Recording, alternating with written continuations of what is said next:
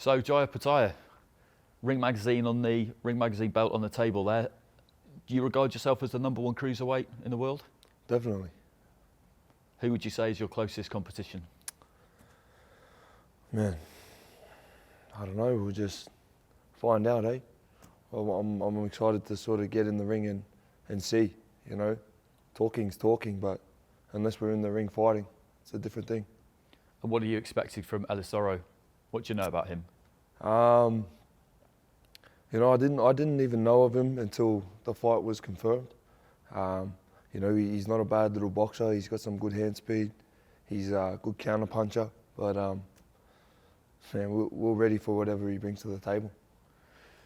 You're on your travels, and it's not a new thing for you. We were just saying before we started recording, I remember seeing you boxing Armenia in the World Youth Championships. Same year, you're at the London Olympics. We saw you against Jordan Thompson in London. You know, boxing is taking you all over, isn't it? Definitely. Boxing's been my whole life since I can remember. I had my first fight at 8 years old, and I've just grinded and, you know, boxed my way through my life until today. So, you know, I'm excited to be here. You know, I've earned my spot here, and I can't wait to move my way up to the main events. So what was it that attracted you to the sport in the first place? I come from a boxing family. So I'm a 4th generation on my father's side and a 3rd on my mum's.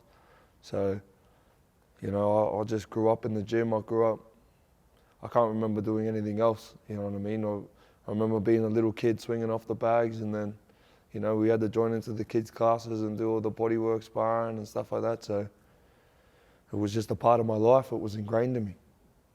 So do you feel like did you ever have to encounter that kind of fight or flight choice that a lot of kids make when they go to the gym for the first time, when they discover whether this is really for them or not? You know, the first time maybe you get hit hard. Or was it just always in you? Yeah, I just, you know, my grandfather's a massive, he's like my idol, you know what I mean? And he was a fighter, and I just wanted to be like him too, you know what I mean? I knew getting punched was just a part of the game. You know, it was never anything that sort of turned me off. You know, there has been, you know, it hasn't always been smooth sailing. We've had some rocky roads, and, you know, sometimes we've almost given up on the dream. You know, it's been a grind to get to where we are. You know what I mean? We've had to work our ass off, but it's paying off finally. You know what I mean? And, you know, even when you win these world titles and all that sort of stuff, that's one thing. But, you know, you're waiting for it to give back. You know, that you give this sport 100% of your life, and you're lucky to get 10% back. You know what I mean? And about fights like this is when it starts to come back. This is when the hard work pays off. So, and I'm far from finished. I feel like I've just got my foot in the door. So, you know, now I'm about to kick the door open. I mean, you say that there were times where you almost gave up, basically. I mean, so tell us about that. I mean, what were the circumstances there? Oh, man.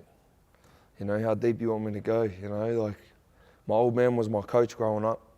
You know, we've been through some hard times, but, you know, it's made me who I am today.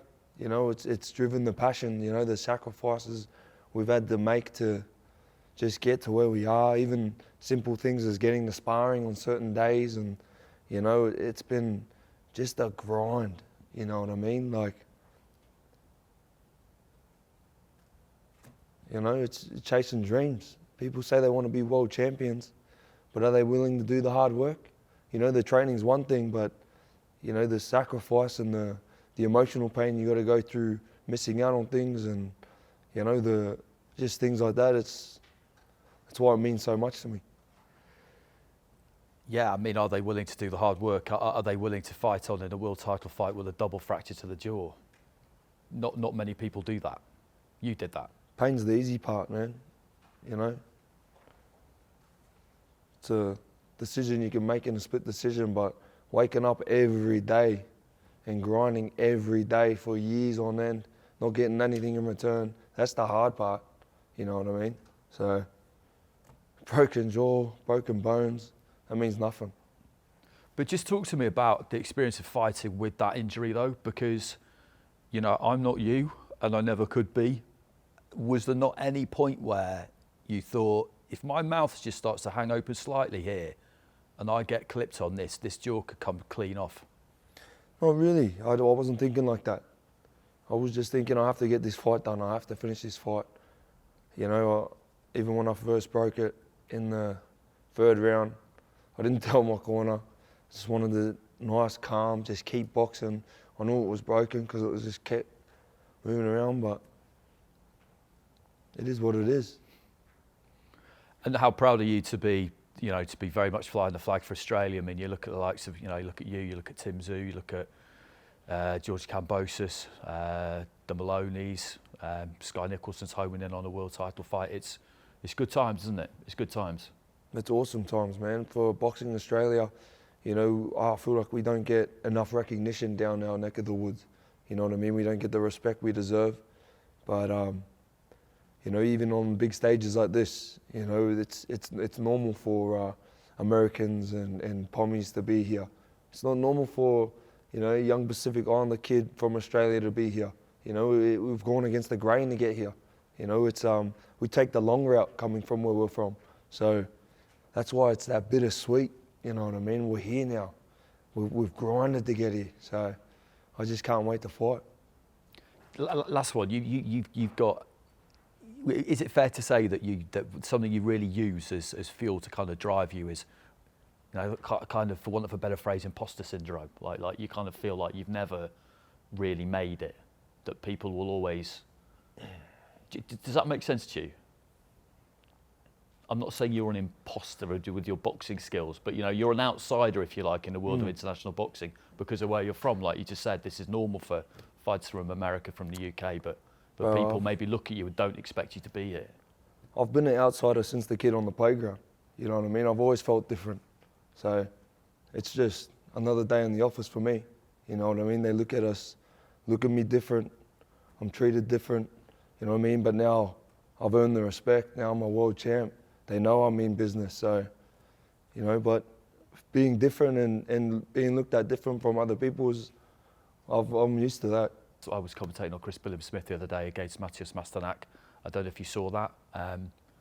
What, you know, of the other champions, you know, you're looking at Noel McCallion now with the WBC, aren't you?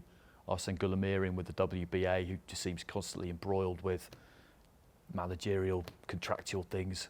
And Billam-Smith with the WBO. I mean, who would you want next? If you beat Ellis Zorro, who would you want next? Any of them. Who do you think's I'll the fight best? any of them. Honestly, I've barely watched them. I'm being dead set serious. I've barely watched them fight. All I do is focus on my own journey. You know, they give me a target for a fight, and once they give me that target, I am just locked in on them. You know, I'm not a massive sports, like, I love and respect the science of the boxing, and I'm doing my best to sort of perfect that craft, but I'm not a boxing, like, I don't know everyone, and you know what I mean? Like, I'm just so stuck in my own head, in my own vision, in my own goal, that unless they put a contract in front of me and say I'm fighting this person, what the hell am I watching them for? Why am I wasting time on anything else that's not going to make me better? So, you know, I watch fighters that I can learn off. That's about it.